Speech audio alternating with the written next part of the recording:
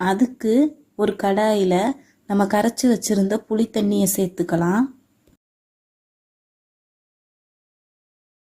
குழம்புக்கு தேவையான மசாலாலாம் ஆட் பண்ணிடலாம்.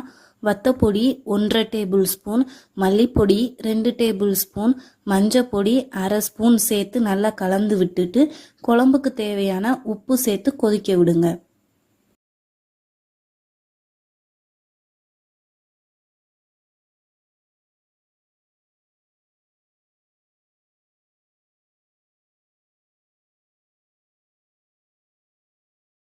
குழம்பு நல்லா கொதிச்சு வரவும் நம்ம உருண்டையை ஆட் பண்ண ஸ்டார்ட் பண்ணிடலாம்.